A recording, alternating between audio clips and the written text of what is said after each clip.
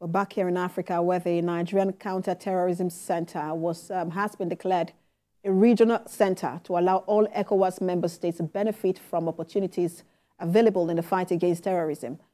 Nigeria's President Bola Tinubu announced this at the opening of the 65th ordinary session, where he asked all member states to take advantage of this centre. Security expert, African affairs analyst Lanre Suraj joins me to discuss the outcome of the 65th ordinary session of ECOWAS. Thank you so much for joining us. Yeah, thank you for having me. So I want to start by getting your thought on the fact that President Bola Tinubu has been re-elected the chairman of ECOWAS, heads of states and government. Is this a vote of confidence on his leadership in the last 1 year? Yeah, I mean, this can simply just be consider the need to have one of the countries, and you can almost say that that for Nigeria currently, one of the countries with the measure of stability politically in the West African sub-region, which is what is giving Nigeria almost the advantage over a couple of other countries and even leaders. You can see what is happening to some extent in Ghana, in Senegal, in the Gambia, and also in Syria alone, as many other countries are struggling to come by and then also become a little bit more stable, and also moving away from what we've experienced in Burkina Faso, Mali, and Niger. So it is to a very large extent for ECOWAS also having the leadership of Nigeria, considering even the economic and political position of Nigeria in the sub-region, but also in terms of the stability, moving away from measure of insecurity or political protest and the rest of that. So it is actually also a very difficult situation and condition in the life of ECOWAS, seeing what is happening with some of the free members that have severe relationship with the sub-regional bodies. But it will take someone like the president of Nigeria or a country like Nigeria to try and rally some of the leaders around and also providing leadership for the ECOWAS. Mm. And in that summit, the president has now given access to other countries in the region to use the Nigerian Counter-terrorism Centre. It is now a regional centre. But for a lot of people, there are two issues here. Terrorism is a big problem, not just in the region, but in Africa as a whole.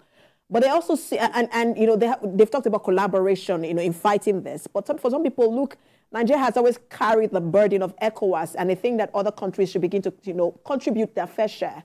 So what is the implication of this move? Well, I mean, this is actually what the role that Nigeria should actually play in the sub-region of ECOWAS and West Africa, and actually more even with Africa. Some of these are inevitable if you consider the implication of some of these countries for Nigeria. So it is not just that Nigeria is spending a lot. Nigeria is actually spending also to protect itself.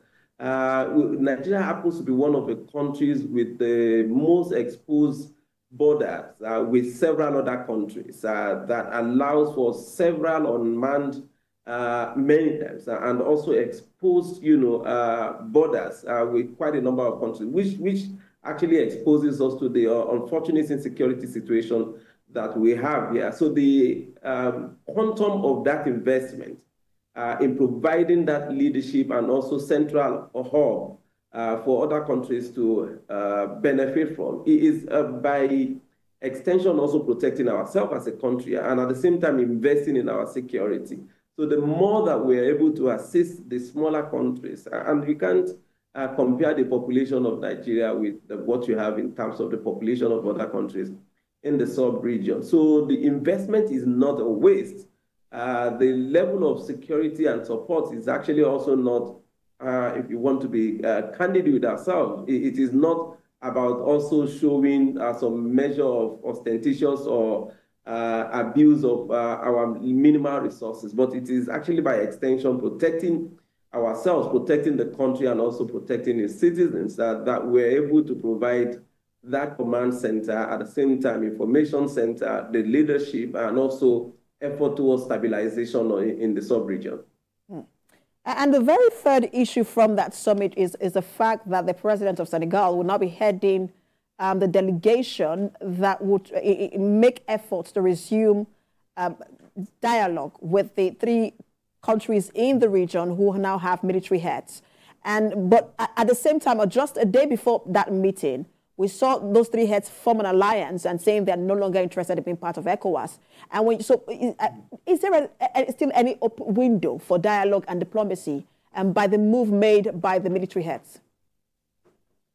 Yeah, it is obvious that some of those countries, and if you want to stretch it and understand it better, this is almost a major threat and challenge for other West African countries, Nigeria also being number one. And that would also take me to what I actually mentioned earlier about the implication of allowing instability outside the borders of Nigeria and the effect that would also suffer as a country. What you have as the food scarcity currently in Nigeria is one of the key factors responsible for that is the fact that quite a number of food merchants and all manners of smugglers are moving food and our raw materials from here to countries like Niger that are having issues in terms of the sanctions that are imposed on the country. So where you have the safe are now stronger than Naira. So it's becoming more profitable for quite a number of these middlemen and merchants to actually export those food items from Nigeria now to Niger and other parts of the West African sub-region where they can earn more money. The implication and expense of Nigeria and Nigerians. So we are actually feeling the impact already. And it is important to see how we work and the ECOWAS will work towards ensuring that the earliest possible time they have this actually resolved in favor of the respect for the people of Niger, Mali, and Burkina Faso, and at the same time for ECOWAS to actually also stand up to be counted and ensuring that we don't continue to have leaders, sit-tight leaders that would perpetuate so much instability and also warrants military takeover. You can see what is happening in Côte d'Ivoire currently, and you see what was almost going to happen in Senegal. And all you would see, unfortunately, with ECOWAS is almost just like some advisory statements to countries who are moving away from democratic governance to attempt at supporting themselves and ensuring that the electoral process is subverted from actually allowing for free, fair, and that was one of the statement made by the president yesterday as his focus for the next 1 year, ensuring that democracy is entrenched in the region. Thank you so much for your time. Always a pleasure to have you on. Security expert, African Affairs analyst, Lanre Suraj. And that's the What Now. We'll have more updates at 4. Thanks for watching.